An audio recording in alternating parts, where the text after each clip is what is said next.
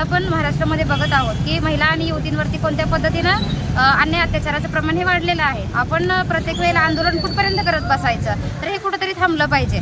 आपल्या देशाचे गृहमंत्री हे निष्क्रिय असल्याचं आपल्याला या ठिकाणी वारंवार दिसून येत आहे। बदलापूर सारखी घटना घडल्याच्या नंतर सुद्धा हे प्रमाण कुठेतरी थांबेल। युवती आज रस्त्यावरती आलेल्या आहेत, महिला आज रस्त्यावरती आल्या, तरी सुद्धा महिला आणि युवतींवरती हे अत्याचाराचं प्रमाण थांबत नाही।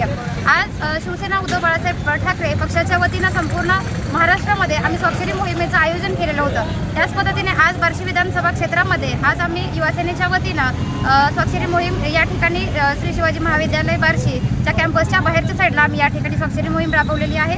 आणि या मोहिमेमध्ये आम्हा सर्वांच्या सोबत महाविकास आघाडीनेही खूप मोठ्या प्रमाणामध्ये या ठिकाणी सहभाग नोंदविलेला आहे। तसेच विद्यार्थी तसेच महिला असे बरेच जणांनी। जय महाराष्ट्र।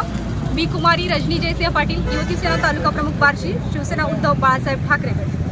आज खरं तर महिलांच्यावर इतके अत्याचार होत आहेत। आत्ता हल्ली घटना घडल्या, बदलापूर सारखी घटना घडली, लातूरमध्ये घडली, पुण्यामध्ये घडली।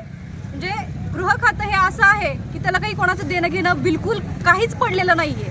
तुम्ही या आणि तुम्हीच मरा, म्हणजे जन्मदात्या आईविषयी पण यांना काही वाटतं का नाही हे त्यांनाच माहिती। तर याच्यासाठी महाविकास आघाडीच्या सगळ्या नेत्यांनी आणि सगळ्या कार्यकर्त्यांनी मोठं आंदोलनही केलं होतं। आणि त्याच्या संदर्भात आज उद्धव साहेबांनी शक्ती कायद्याची अंमलबजावणी करण्याकरिता स्वाक्षरी मोहीम राबवली। आणि त्या स्वाक्षरी मोहिमेचा एक भाग म्हणून, एक आमूलाग्र वाटा म्हणून आम्ही बार्शीमध्ये ती राबवलेली आहे।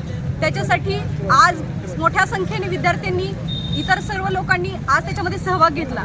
आणि कौतुकाची बाब ही की एका अडाणी अशिक्षित आईला काही कळत नव्हतं, पण एवढं फक्त की वाचता येईल एवढंच तिला शिक्षण झालेलं असताना ती तिच्या मुलीला घेऊन साईन करून गेली, तिची सही करून गेली। खरं तर ही तळागाळातल्या लोकांची मागणी आहे आणि ती त्यांचा विश्वास सरकारप्रती आहे, पण सरकार त्या विश्वासाला पात्र ठरत नाही। आणि त्याच्यामुळेच आज महाविकास आघाडीच्या सर्व नेत्यांना, त्याचबरोबर आज उद्धव साहेबांनी स्वाक्षरी मोहीम हाती घेतली आणि त्याच्यासाठी आम्ही सर्वांनी पाठिंबा दिला आणि ह्याच्यात आज आमूलाग्र सहभाग दाखवून आज ही मोहीम बार्शी येथे राबवली गेली आहे। त्याच्यासाठी महाविकास आघाडीचे सर्व नेते, कार्यकर्ते, आमचे सर्व पदाधिकारी उपस्थित राहिले, त्याबद्दल सर्वांचे मी आभार व्यक्त करते। जय हिंद, जय महाराष्ट्र।